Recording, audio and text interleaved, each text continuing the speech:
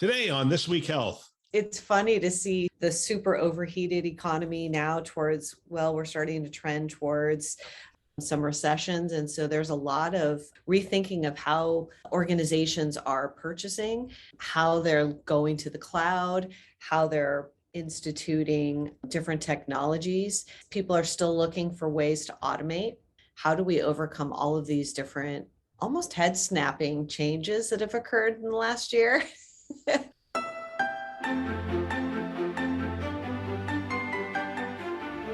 It's Newsday. My name is Bill Russell. I'm a former CIO for a 16-hospital system and creator of This Week Health, a channel dedicated to keeping health IT staff current and engaged. Special thanks to CrowdStrike, Proofpoint, ClearSense, Meditech, Cedars Sinai Accelerator, Talkdesk, and Dr. First, who are our Newsday show sponsors for investing in our mission to develop the next generation of health leaders.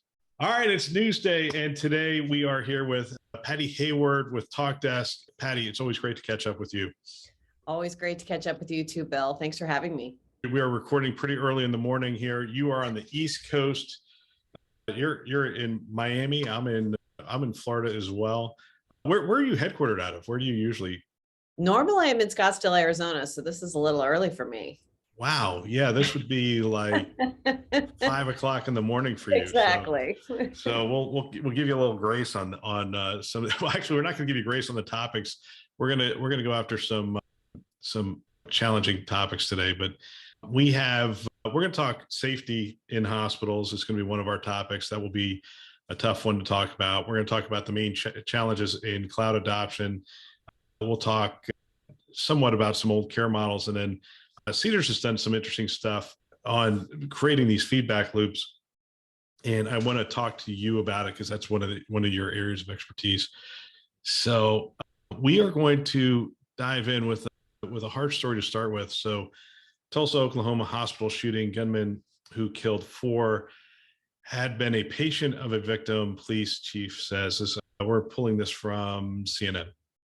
All right, so let me give you some of the excerpts. The gunman who killed 2 doctors and 2 others at the Oklahoma Medical Building Wednesday did so after he blamed one of the physicians for causing him pain from a recent back surgery, a police chief said on Thursday. The shooter, Michael Lewis, who police said killed himself after the rampage in Tulsa, had just earlier that afternoon legally purchased one of the firearms used in the slaughter, an AR-15 style rifle, City Police Chief Wendell Franklin said during a news conference. Lewis entered the physician's office building at Tulsa St. Francis Hospital campus late Wednesday afternoon. And I'm giving some of these details because it'll lend itself to the conversation. Lewis entered the physician office building at Tulsa St. Francis Hospital campus late Wednesday afternoon and shot dead his surgeon, Dr. Preston Phillips, and 3 other people before fatally shooting himself, said Franklin. The other 3 victims were at the Natalie Medical Building, and they were Dr. Stephanie Husen, Husen, receptionist Amanda Glenn, and patient William Love. Authorities said officers found a letter on Lewis that made it clear that he came in with the intent to kill Dr. Phillips and anyone who got in his way. Franklin said he blamed Dr. Phillips for the ongoing pain following surgery. Franklin said, later calling the letter's contents a clear motive. The others, Franklin said, just stood in the way and Lewis gunned them down. An unspecified number of other people were injured in the shooting, which happened in orthopedic offices of the Warren Clinic on the building's 2nd floor, officials said at the Thursday news conference. All right, so this is a dangerous topic. We talk about the intersection of technology and healthcare, but it's also a topic we have to talk about, and the topic is safety and the safety of our medical practitioners in practicing medicine where they live. And the reason it's a dangerous topic is we're almost guaranteed to offend someone by something we say. So we take this in the spirit that it's meant, which is we need to have dialogue about these things, and we're going to try to keep the politics out of it as much as possible. Because I think simple solutions, when somebody says, oh, just get rid of all guns, simple solutions rarely, right. Or if somebody says, well, we just need to address mental health, or, oh, we need to make these buildings more safe. I mean, it's like, it's yes is the answer, but it's more complex. And so we're not going to go far enough in talking about guns as someone would like. We're not going to go far enough to talk about the issues that nurses are facing at the bedside with just increasing violence in general that is happening. But we're going to talk about it from a safety standpoint. And as I said, violence is rising, both verbal and physical, against our care providers. The shooting is tragic. It represents an escalating problem in our country. The area we're going to focus in on, we're not going to focus in on guns. We'll focus in on what are our plans to protect the staff. And I know it's interesting this happened in a medical office building, because we had procedures in the hospital for active shooter, for all sorts of things, but we definitely had active shooter. We had protocols and they were practiced at every hospital.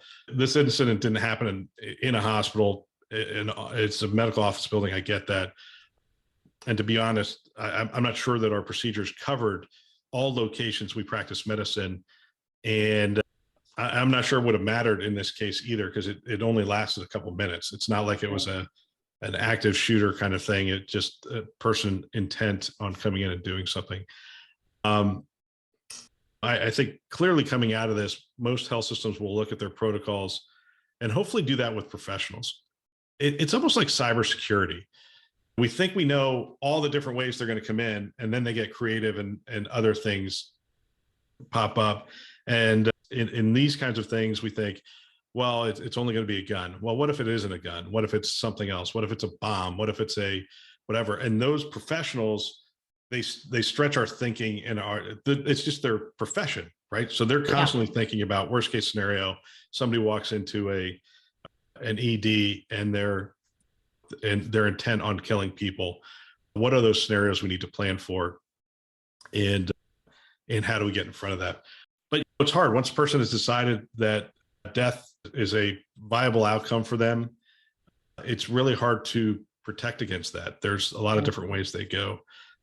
So that's why you involve the professionals.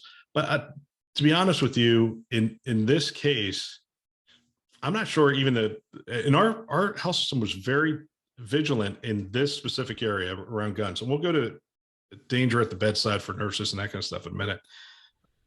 I'm not sure how you think of all the scenarios and protect against all the scenarios.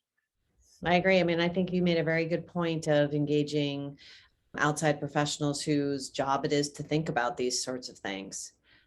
But I think it's also very difficult when you have a person intent on harm and intent on not leaving the situation alive as well. Yeah. So, I mean, at this point, we have cameras everywhere in the hospital. Yeah. Right. So, and I think this is a case for even more cameras in the hospital. Now it's hard to find and buy cameras right now. The supply chain is just another issue. Is another issue. But if you came to me as the CIO and said, okay, what can we do with regard to this? And my first thing would be, we need eyes everywhere. And not only do we need eyes everywhere, we need eyes everywhere with artificial intelligence, right? So I've interviewed the guys at Artisite a couple of times, and they're able to put cameras in the clinical rooms and look at things and say, oh, that's a fall waiting to happen, or they need to wash their hands, or they're able to identify all those things. My guess is if somebody walks in with an AR-15, they can train the artificial intelligence to identify that quicker than anything else and notify people, because the notification, I mean, obviously this happened in minutes, but the notification is really critical to keep that person in the right place in the hospital or not give them access to certain places and that kind of stuff. So from a technology perspective, CIO, I'd say, all right, let's get cameras that's connected to artificial intelligence that's looking for those things. And then let's get it in the hands of the people that can actually respond and do something very rapidly. I mean, like automatic alerts to people. We did this way back, even before I started as CIO. There was an incident where a baby actually left the hospital, but not with the parents, right? So that's like the ultimate, the baby was retrieved and that kind of stuff. But after that, no one thought twice about putting cameras in there and all sorts of safety protocols and those kinds of things. I think this is that wake up call that we need early warning detection systems and that kind of stuff. And And that's immediately where my mind goes as a technologist. Yeah, I think that's probably, when you think about all of the different ideas out there, that's seems almost like a no-brainer. If you have technology that can instantly activate a alarm and notification of authorities that can come in and help, Yeah. is step one. The harder one for me is we're hearing increased incidents at the bedside for nurses, especially experiencing violence. And again, simple solutions that don't solve this issue. You have a politically polarized country, you have a culturally divisive country, and you have people attributing certain activities to an ideology when in fact the nurse is just, hey, we'd like to give you a COVID shot. Oh, you're not. And it just goes, it's like, it's gotten so politicized. It's like, It has. I'm just trying to care for you. Right. The intent is so important, and people aren't taking those things into account. Or they are, but they're doing it in a different and twisted way. And again, we had protocols here, but a lot of times the response isn't fast enough. I mean, it's typically, if you're providing care, there's no barrier between you and the patient. There almost can't Right. be a barrier No. between you and the patient. So as it escalates verbally and those kinds of things, we train the nurses to walk away from those situations, make sure they're safe at all times, and those kind of things. I like having this conversation because I want to remind people that if your health system doesn't have those conversations, have those protocols, have that training, potentially have the cameras in the room to identify when a nurse or even a doctor is at risk, I believe a lot of this is on the health system to provide a safe environment for which to practice medicine. And I don't want to lay it all there. I mean, there's training, there's responsibility, there will be a mental health aspect of this. There will be a gun control aspect of this as well. But I'm trying to, again, we're just sort of having the conversation to say, Right. hopefully this sparks ideas for the people who are in the health systems, and they go, hey, Bill, that's half an idea, but I think our team can get together and complete that idea. Yeah. All right, we'll get back to our show in just a minute. I want to tell you about the podcast that I am the most excited about right now, that I am listening to as often as I possibly can. And that is the town hall show that we launched on the community channel, This Week Health Community, and it airs on Tuesdays and Thursdays. What I've done is I have essentially recruited these great hosts who are coming in, and they are tapping people in their networks and having conversations with them about the things that are frontline kind of stuff. So it's technical deep dives, it's hot button issues, it's tactical challenges, it's all the stuff that is happening right there where you live on a daily basis. We have some great hosts on this show. We have Charles Boise, who's a data scientist, Craig Richardville, Lee Milligan, Reed Steffen, who are all CIOs. We have Jake Lancaster, Brett Oliver, who are CMIOs. We have Mark Weissman, who is a former CMIO and host of the CMIO podcast, and now a CIO at Title Health. And we also have the incomparable Sue Shade, who is fantastic. And I'm really excited about the fact that she's tapping into her network and having some great conversations as well. I'd love for you to tune into these episodes. I am learning a ton myself.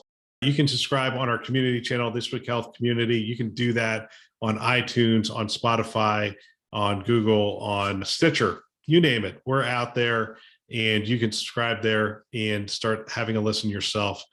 All right, let's get back to our show.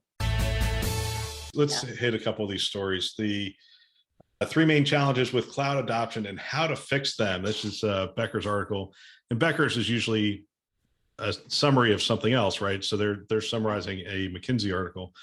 Let me give you a couple of these things. While the cloud offers organizations greater speed and agility, rolling out its implementation can be difficult. Here are 3 issues with cloud adoption, according to a May 8th McKinsey article, and the top ways to make the transformation seamless and successful long-term.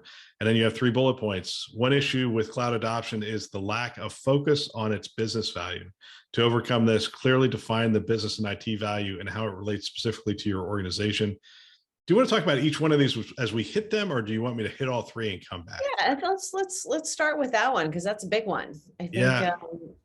I see this often where Well, the let's do this instead of saying okay, clearly you need to define the business value. I don't know how you get millions of absolutely dollars to do something without correct. defining the business value. My question is, what is the business value?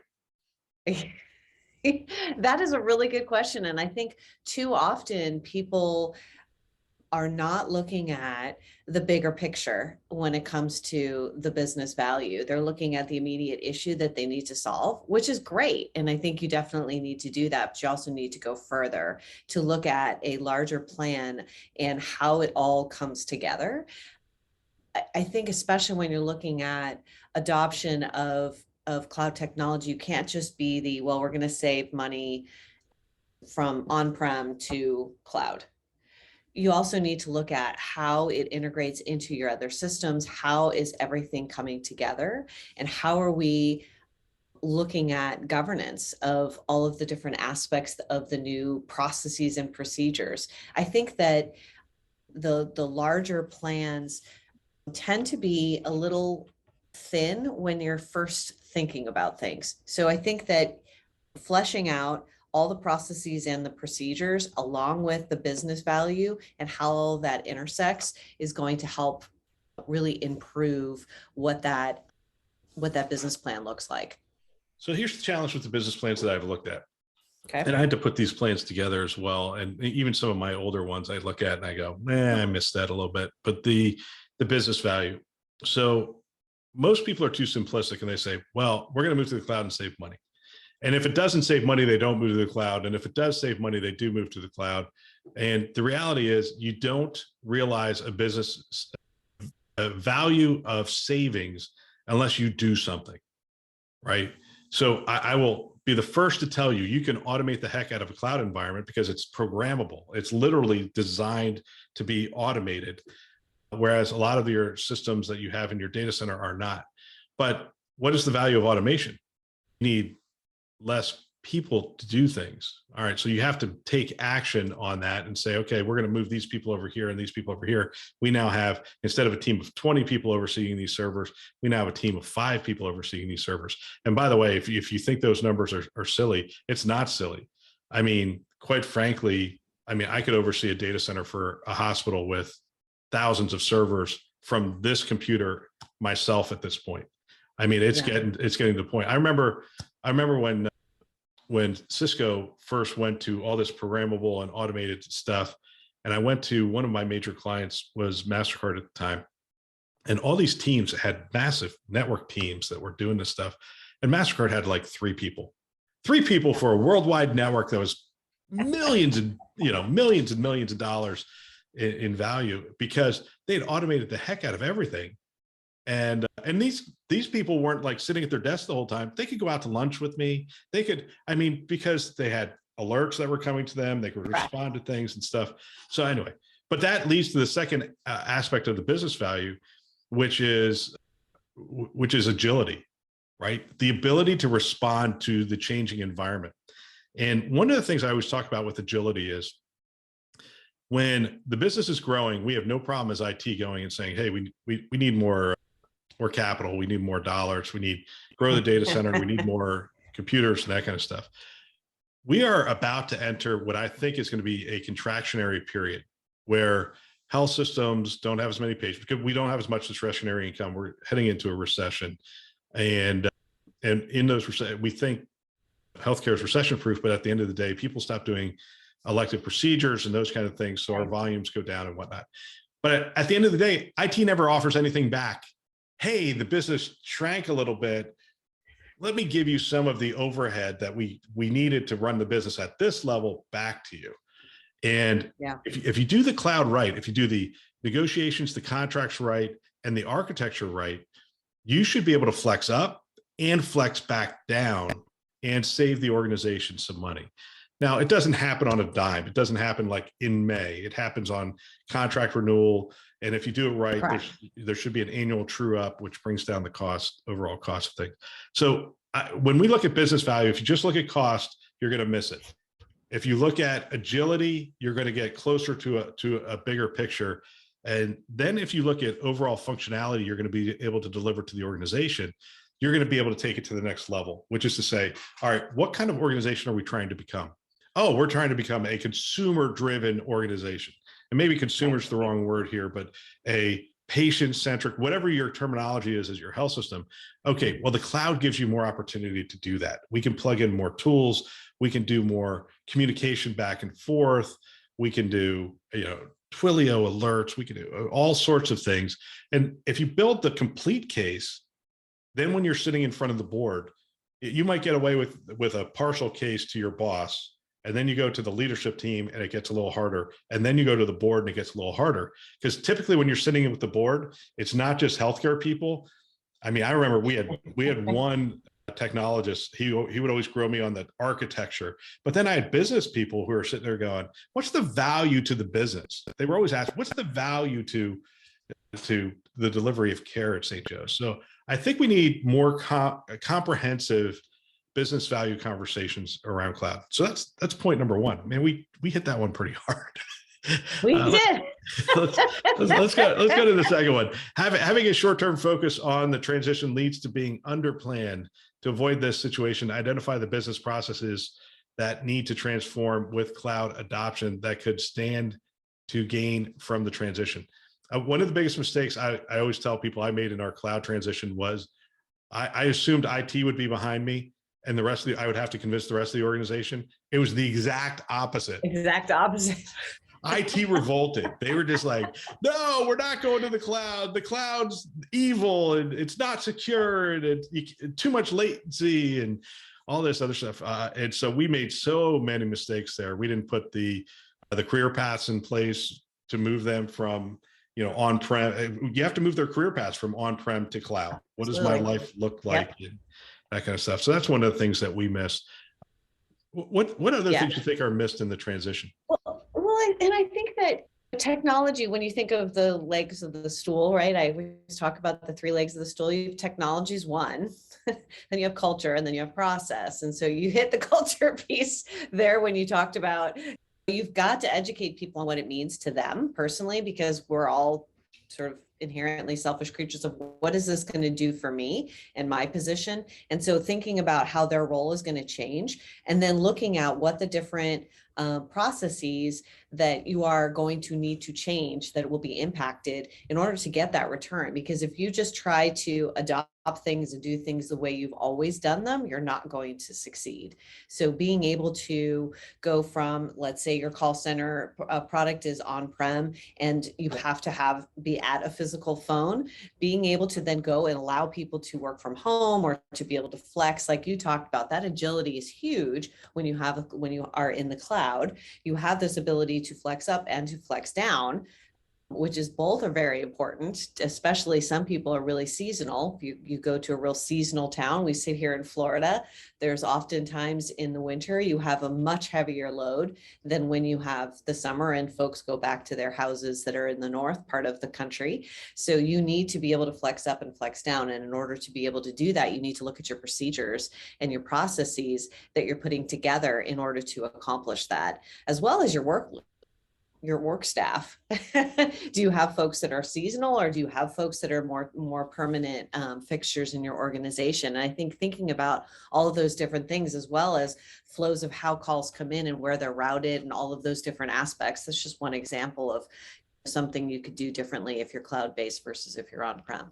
Yep. And their last point is avoid having a business as usual approach to the cloud once transformed. Instead, define the underlying services required to ensure that the workloads can be hosted as efficiently and effectively as possible. And yeah, I'm just going to say yes to that, so that we can at least hit one more story, because we're doing 3 stories here today. Usually we do a few more than that, but I want to hit the Cedars one with you. So Cedars Sinai real-time ER feedback platform helps improve patient satisfaction, and this is interesting. So this is a healthcare IT news article. So you have the problem, the proposal, whatever. So the problem is the staff wanted their patients to feel supported and heard. So instead of relying solely on post-discharge post-transfer insights, they committed to collecting real-time feedback to better understand patient needs and quickly implement change to improve the patient experience. So you usually have the caps, Right. but that only paints a picture after the fact. And they're like, hey, we want something ahead of time.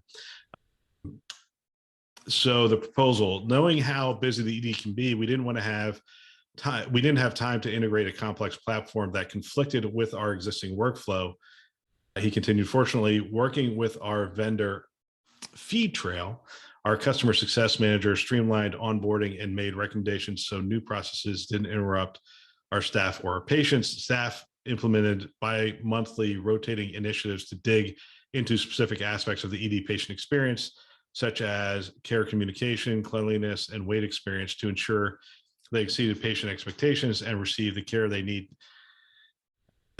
needed. The project designed to include members from so they had a group they brought together. The surveys have allowed us to create direct dialogue with the patients and their experience. All right, so instead of waiting for the HCAP scores and the CAPS feedback and that kind of stuff, they're saying, hey, we want to know what's going on in real time, because then we can do something about it. Yeah, absolutely. So they created some sort of survey mechanism that's done in the flow of in the ED workflow that exists. This is an area where I love talking to you. Feedback from the consumer is so critical. I don't want to talk about that. We all know it's critical. The question is, how do we get it? What are some ways we get that feedback into the workflow that we can respond to it? I love the fact that they're thinking of a modern platform. We all have cell phones. We all answer our text messages, especially if something comes out and you're sitting in an ER and you're probably bored, waiting, or in pain or something, waiting for to be seen, to have conversations with clinicians, to be able to provide that real-time feedback and to have a mechanism to take that feedback and do adjustments that you can do, or deliver then education to them on what's the reason why you're waiting so long, or hey, here's some educational material to consume while you're waiting.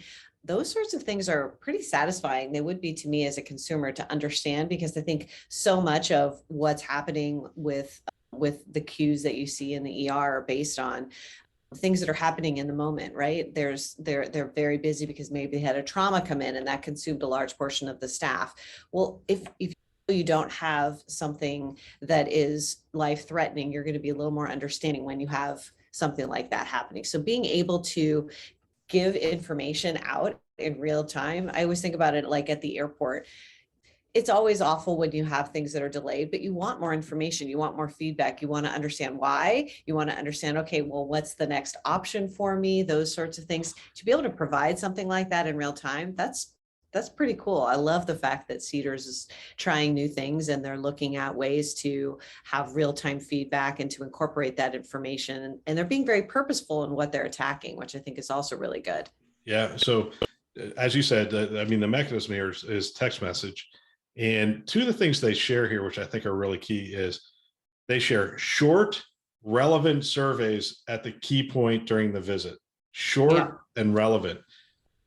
I had to create surveys when I was a CIO, and everybody thinks they can create a survey. So I brought in a professional, because this is when I first started, and I want to get as much feedback from the physicians as possible. So I brought in a professional, actually a college professor who really understood how to do surveys, taught classes on it and that kind of stuff. And I learned a ton about doing surveys. I mean, short is nice. There are times where it's appropriate for open-ended questions. There's times where it's not appropriate for, and there's a whole science behind this. If you want to get the feedback, so it isn't just as simple as, hey, short survey is the best survey. But there is a way of, I tell you, we parsed the words in the question over and over again before we sent that survey out.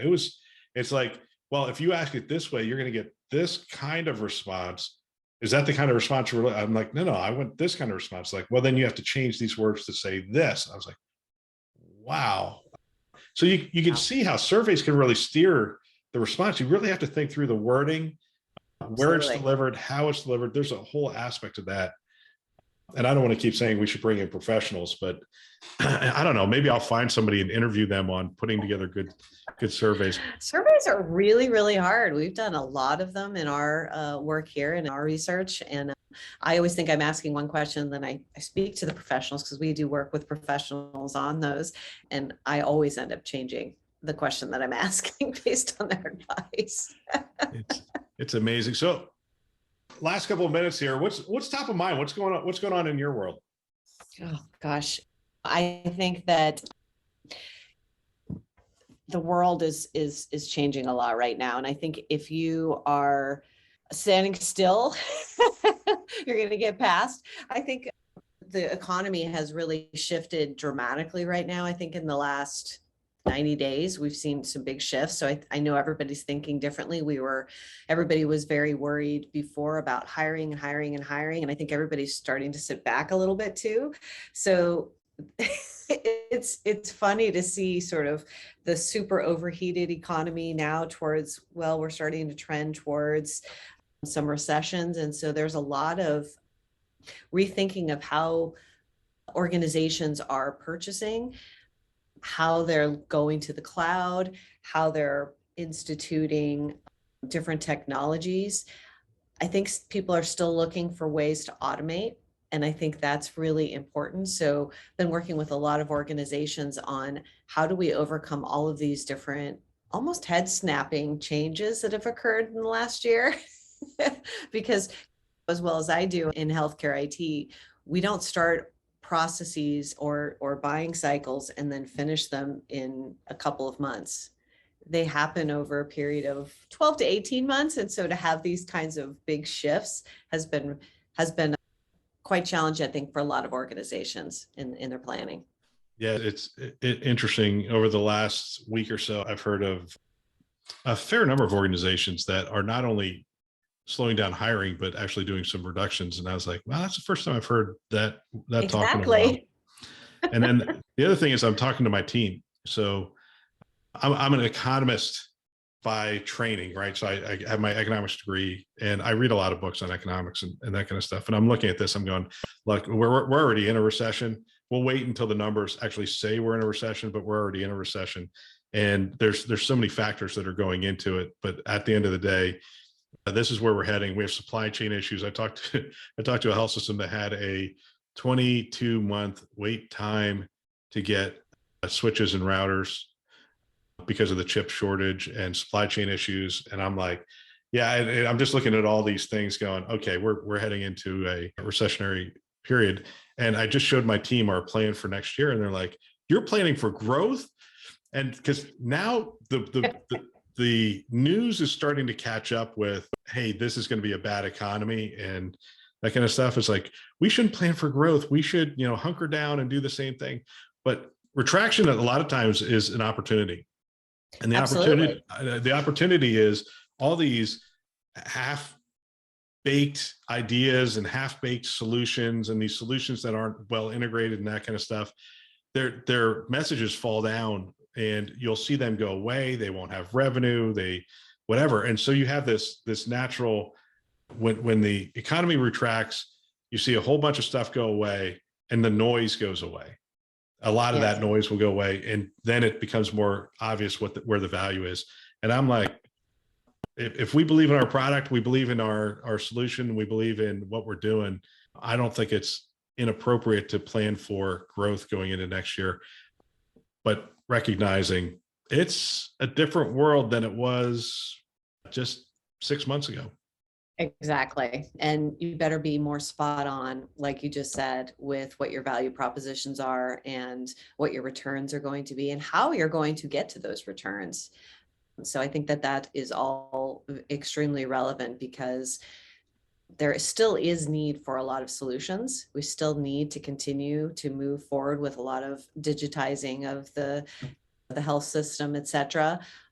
But I think the word purposeful keeps coming to mind, and making sure that all of the different projects that you're working on, they're actually helping to shore up the business, to deal with all of the things that are coming down the path as far as I think we're still going to be dealing with a lack of talent. I still think we're going to be dealing with consumerism pushing and changing the way that we do business. All of those things are still happening because there still are a lot of competitors that are in the market, and everybody's going to be fighting that much harder for the dollar. Amen. Good place to end. Patty, is always great to catch up with you. I'm sorry you're in Florida and we're not going to see each other. We're only 2 hours apart. I know. but 2 hours is 2 hours. So. It is. But thanks again for your time this morning. Really appreciate it. All right, Bill. Thanks very much. What a great discussion. If you know of someone that might benefit from our channel from these kinds of discussions, please forward them a note, perhaps your team, your staff. I know if I were a CIO today, I would have every one of my team members listening to a show just like this one. It's conference level value every week. They can subscribe on our website, thisweekhealth.com. They can also subscribe wherever they listen to podcasts, Apple, Google, Overcast. You get the picture. We are everywhere. Go ahead, subscribe today. We want to thank our Newsday sponsors who are investing in our mission to develop the next generation of health leaders. Those are CrowdStrike, Proofpoint, ClearSense, Meditech, Cedars Sinai Accelerator, Talkdesk, and Dr. First. Thanks for listening. That's all for now.